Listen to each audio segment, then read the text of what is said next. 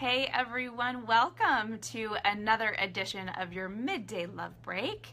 It's such a joy to have you joining me here live today, and if you're watching the replay, I'm just as glad to have you here. Today we're talking about a topic that so many of us in relationships struggle with, and it's just talking. It's learning how to have those epic conversations where you both can feel heard and less frustrated.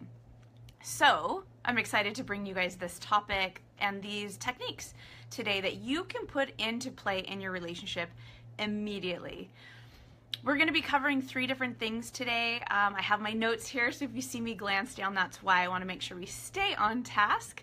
We're going to be talking about how you could unknowingly be sabotaging conversations, which is hard because we always have the best of intentions. They just don't always play out that way. We'll be talking about how to stop the cycle, the vicious cycle of unproductive communication and conversations and even conflict. And then I'm going to tell you guys the 2 things that you must start doing today to get epic conversations to be a part of your everyday life. Here's a little disclaimer, guys. Everything we talk about today, all the techniques that I share with you, the things that could be sabotaging your conversations, these aren't just regarding your romantic relationships. This isn't just your marriage. This isn't just your boyfriend or your girlfriend or your fiance. The tips and tools I give you guys today, you can put them into play when you talk to your boss. You can utilize them when it comes to trying to have conversations with your kids, friends. Here's a good one. You can utilize these tools with your in-laws. Yay! Anything to get us feeling more connected, more secure, more confident when talking to family members, I would say is a great thing. So, welcome. Super glad to have you guys. And for those of you who may not know me, I'm Robyn D'Angelo. I'm a licensed marriage and family therapist here in Southern California, in Laguna Hills, California. And I'm the founder of the Happy Couple Expert. It's just really my passion and my mission to get information out to help couples really master the messiness of couplehood and to do it together. So I come to you live every week, every Wednesday at noon Pacific, 3 o'clock Eastern time, giving you these tips and tools. These are answers to questions that I get emailed to me. These are questions that come up in my sessions with my clients. These are things that happen in my own life, and I end up learning a thing or two through the experience, and I think I can't be the only one who's going through this. So it's a culmination of all these different things that I know couples struggle with, and I want to get the information out to all of you. So without further ado, trying to keep this on track to about 30 minutes today, I'm going to jump in. We're going to be talking about how to have your epic communication, your epic conversations, so that you both feel heard and less frustrated. And I always encourage you guys, as you're watching, please jump on. Please feel free to ask any questions you have as we're going through. I'm going to see if I can see who's here. If people can come on live, we'll try it. I haven't been successful in the past, but we'll see. Maybe technology's on my side today. So first things first, I want you guys to think about the last time you had a conversation. Let's just say with your partner. And maybe it turned into a conflict, or maybe it turned into an argument. Think about where it kind of took a left turn or took a detour. Oftentimes what happens and what we do to actually sabotage our conversations, even if we've prepared them, even if we've got really thoughtful about what we want to talk about and how we want to talk about it, here's something I can almost guarantee happened in that conversation. You probably started explaining yourself, right? You probably started giving all this information about your perspective, your point of view, why you think a certain thing, what it means to you, the backstory, what it's connected to, right? So you got into this habit of explaining. And here's why I have a good idea that this happens, is because when we are trying to get a need met, when we're trying to have a conversation, we search for and seek understanding. You're trying to make sure that your point is getting across. You just want some indication that who's on the listening end gets what you're saying. They don't have to agree with it. They don't have to say, oh, okay, yes, I 100%, this is my truth too. You just want to know that they get it, that they understand it, and that it makes sense to them. This oftentimes comes up when maybe we get asked a question. And I'll use this as an example.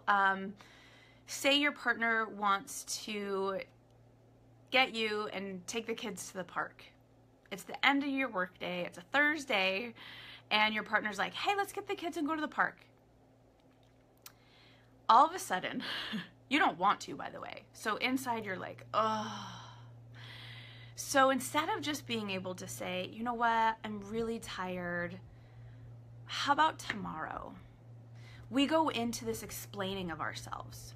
We go into, you know what, I had the longest day, I had back-to-back meetings, I don't even know the last time I had a drink of water.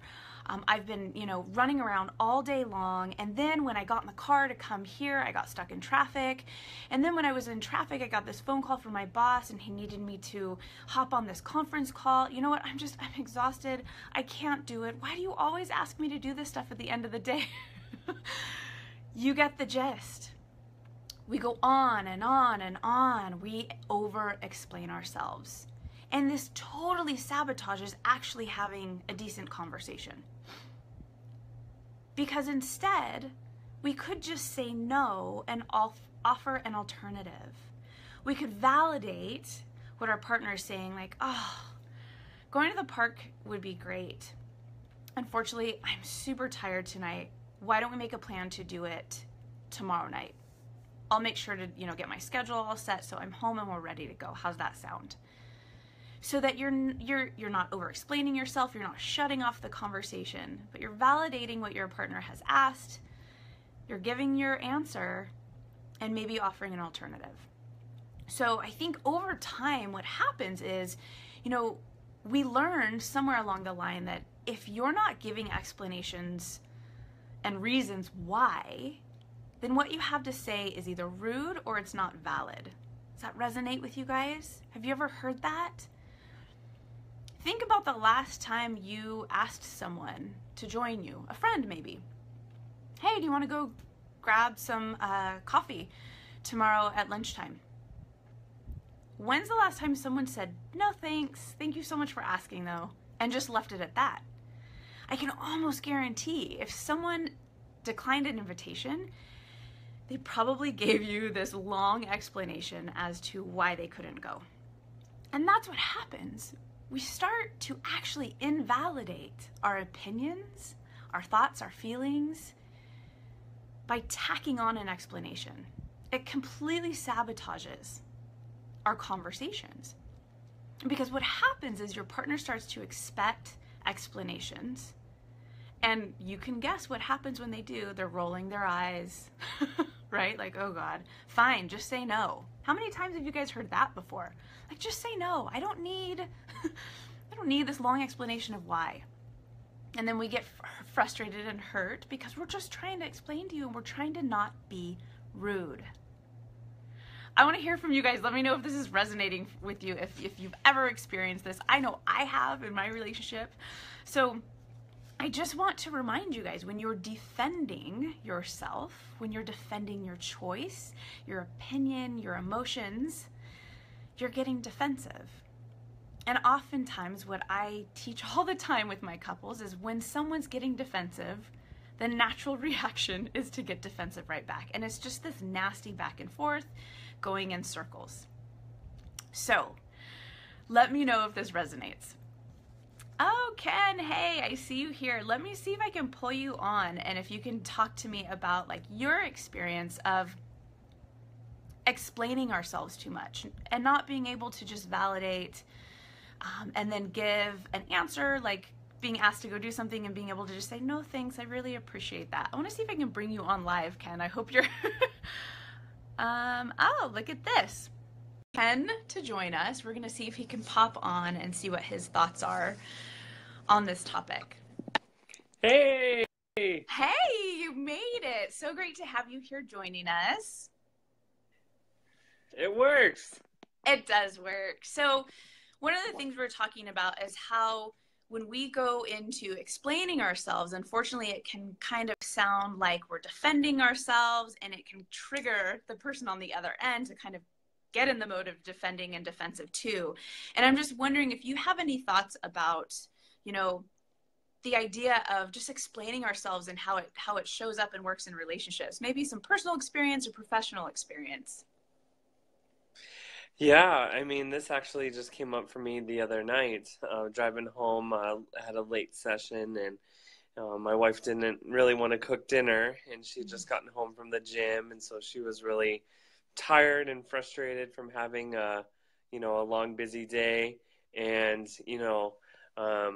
she had a moment where she was just feeling really tired and upset, and it was so hard because all of me wanted to fight back and say, I just got off of work. I spent all day, providing for our family too, and I work hard, and that was kind of my instinct. And so instead I just took a deep breath and I literally just said, "Okay, I'm sorry you're having a bad day." And just providing that space where it's okay for her to be upset, and it probably has nothing to do with me. Totally. Oh, most of the time it has Yeah. nothing to do with us, right? Yeah. Yeah, totally. So So, I definitely relate. I relate to, that idea of wanting to fix it. That, what if there's nothing wrong? What if nothing needs to be fixed? yeah. And what I'm really trying to focus on too is that just being able to say I'm tired and I can't is enough. That's the only explanation we have to give sometimes. And Ken, I love that you were able to kind of go through your process of, well, I'm tired and I have all this, laundry list of things that are keeping Yeah. me from wanting to do this, but I hear you and I'm going to honor that, and I'm going to kind of have space for that. Yeah. I love that. Yeah. Well, thank you for popping on really quick. Stay Yeah. hanging out with us. I'm going to kick you off out of here and keep moving and get everyone some more tools. But thanks so much for coming on. And we have to keep doing this. I love having you on. Totally. Yeah, thanks for having me. Okay, bye, Ken. See ya. All right, you guys. So Ken Graves, if you don't know, he is a licensed marriage and family therapist in Newport Beach. He is one of my colleagues, dear friends, and I just really honor and respect his input and his not only experiences personally, but professionally too. So check him out if you don't know about Ken Graves. But I want to move on to how do we actually stop this vicious cycle of unproductive conversations? Because we all get stuck in them. Even me, even the happy couple expert, who I would call myself an expert on communication. I know it all, but when it not I don't know it all, but I know a lot of the techniques and things that work and that can help us be successful in conversations and interactions, but I can't always put those into play in the moment. So I'm going to give you guys two thends that are going to help you stop the vicious cycle of those unproductive conversations and really make it to where you feel heard and you end up getting your needs met. Are you guys ready for this? I want you to get something to write with. I want you to be prepared, maybe take some notes. Let me see if I can see who else is on here with us. Okay. Hey, Joel, how cool.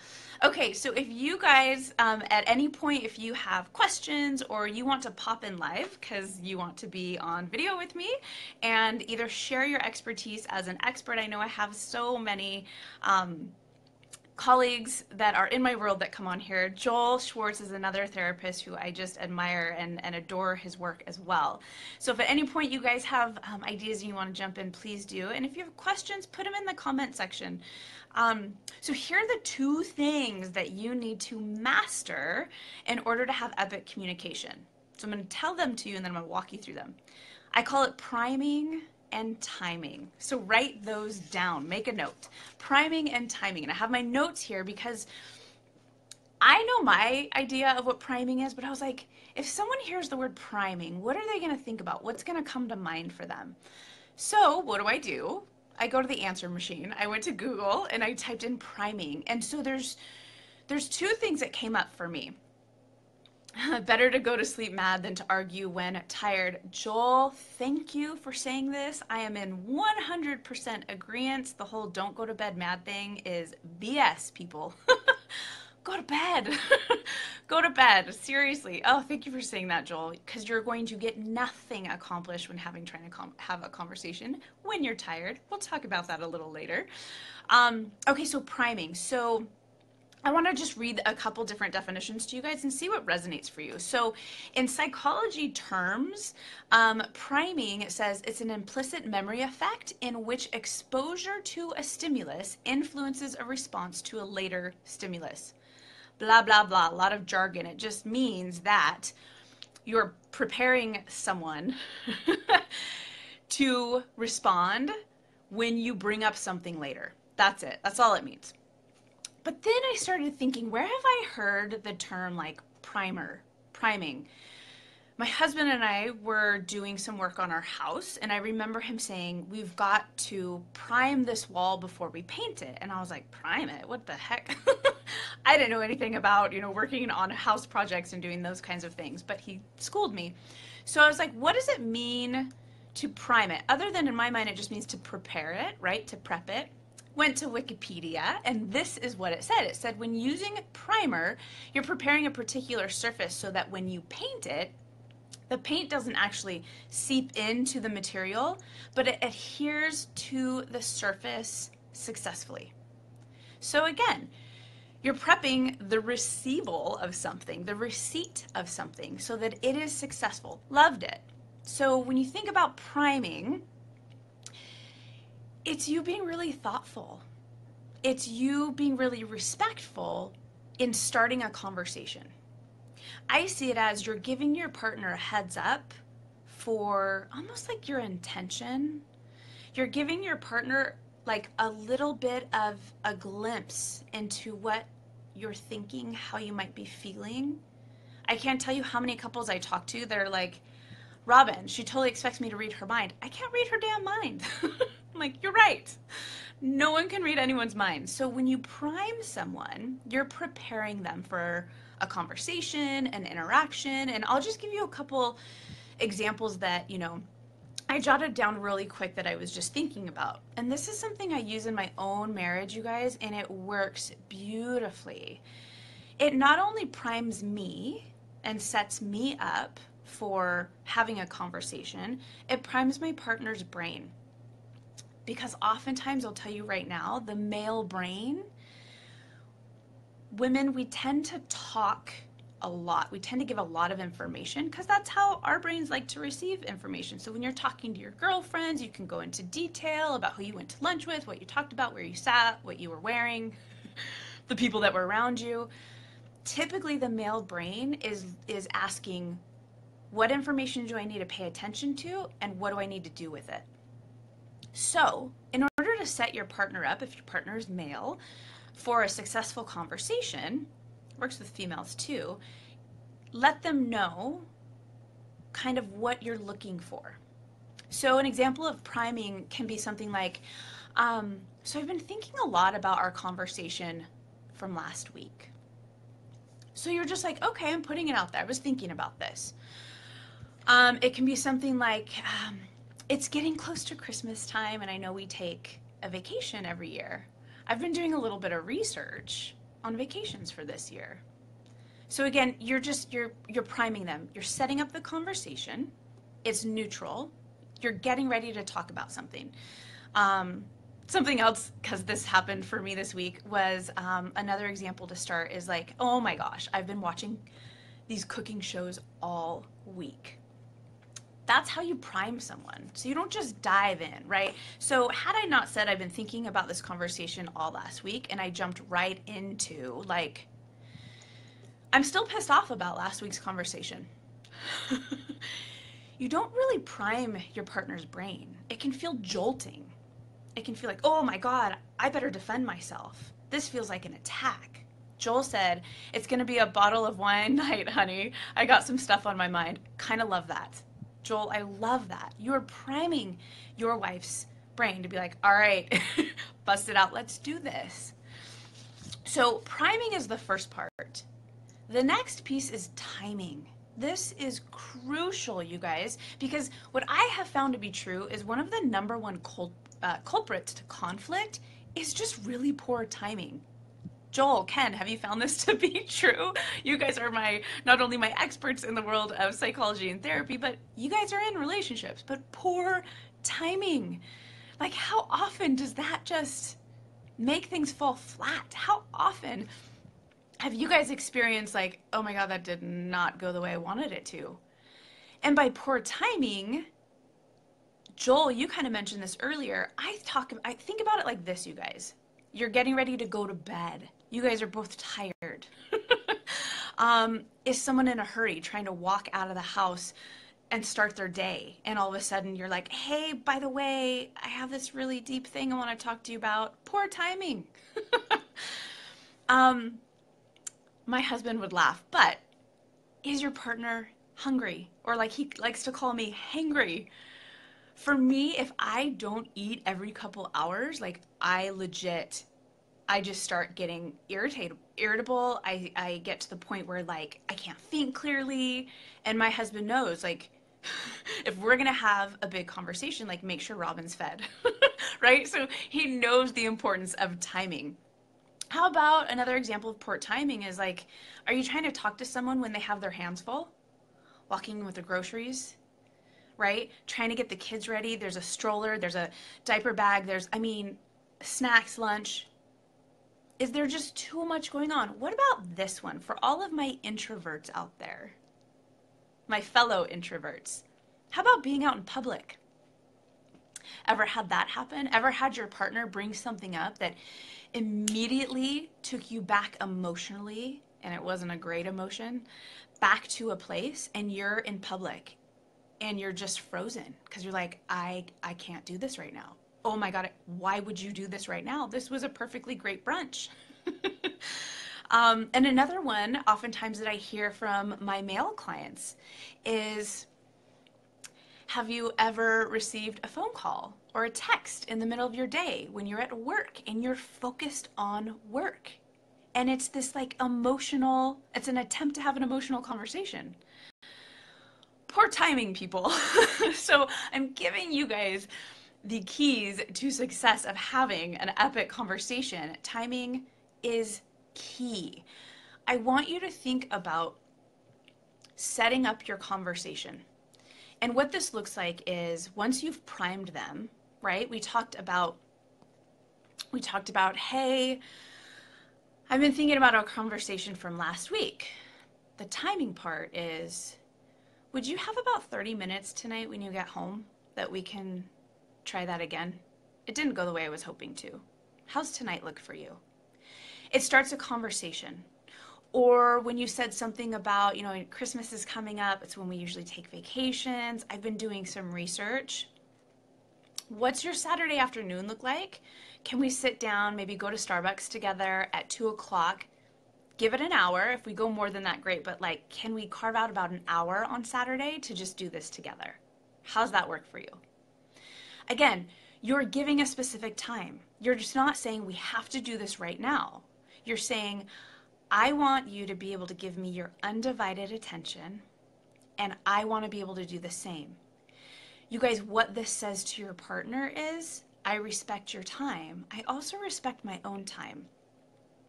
I respect your feelings. I respect your opinions, and I want you to have the opportunity to know ahead of time. We have this planned out. We're going to have this conversation. Maybe I do a little bit of research on my own before I just show up. And you feel prepared. You feel cared for, you feel respected because you have primed your partner and the timing has been taken into consideration. Okay? So Priming and timing, you guys. Remember this. These are the keys to having that epic conversation. So it's priming your partner for the conversation. It's choosing a time that works best for both of you. And here's the thing. When you offer up a time, please know you are not guaranteed your partner to be like, oh my God, thank you so much for asking. Yeah, that does work. You could get a thank you so much for asking. I appreciate you being aware of my tight schedule. That time does not work. Offer up an alternative. Offer up an alternative. What you want to do is you want the conversation, any conversation, even if it's conflict, you guys, you want it to feel like a tennis match.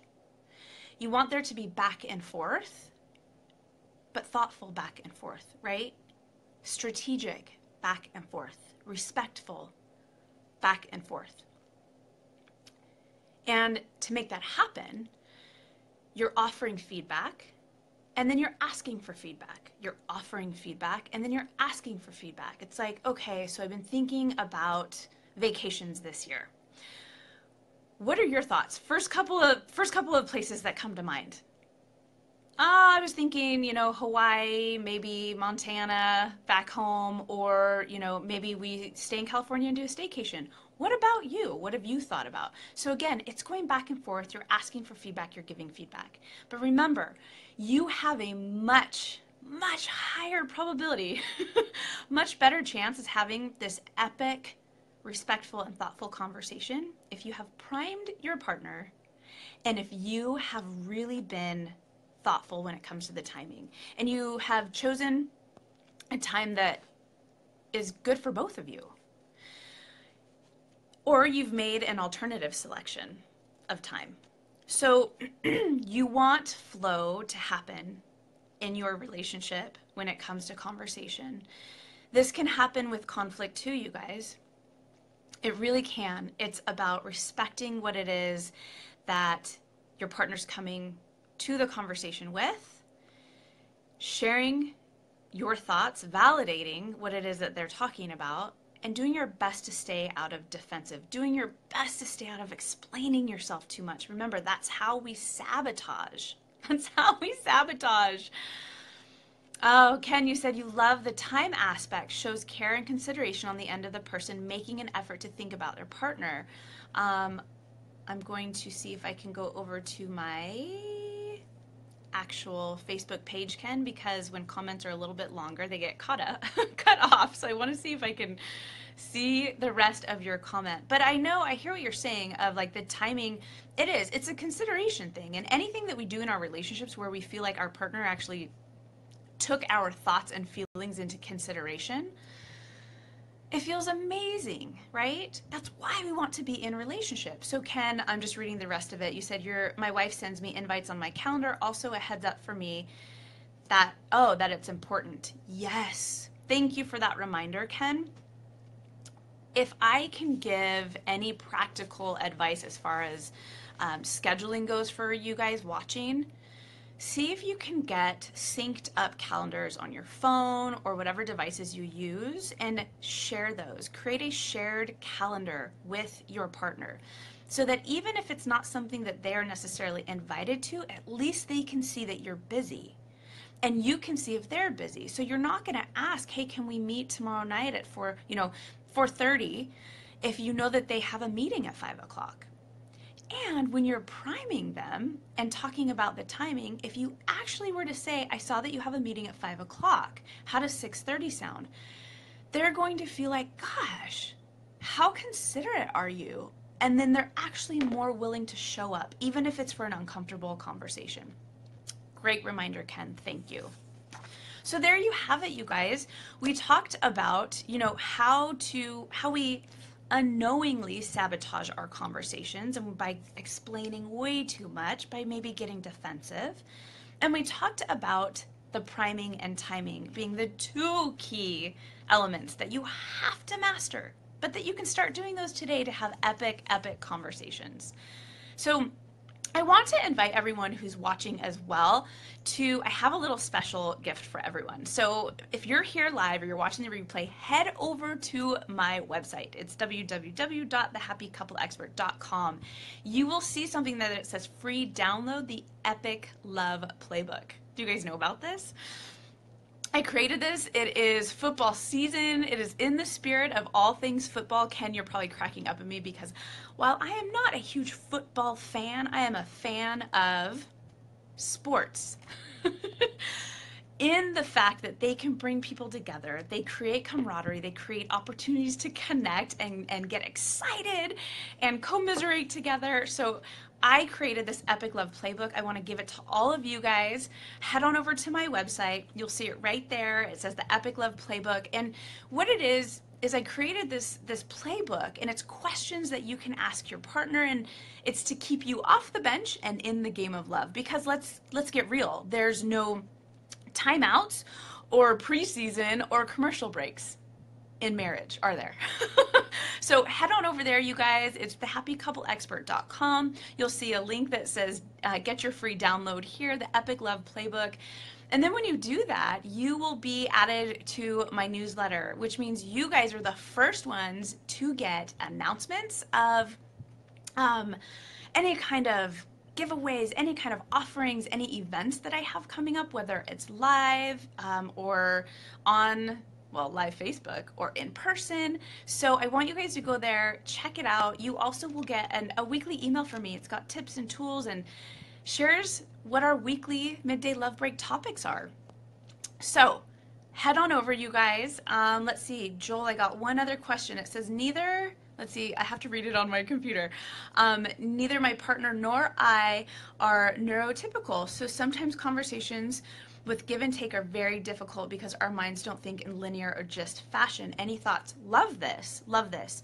What I have to say to that is, let's see, oversharing is kind of a part of it because it takes a lot to get to the point. Totally get that. Here's what I have to say. Try out the timing and priming and see what works for you. Joel, I'm glad you bring this up because these techniques that I share, they can be tweaked a little bit, right? Not every couple is the exact same way. And typically what I say is oversharing, while that can get in the way for some people, for others, like you said, it's necessary to really get the point across. So my thoughts, try it and see what works. What I also like to share with people is, can you share not so much reasons, but can you share your process, right? So this is less about,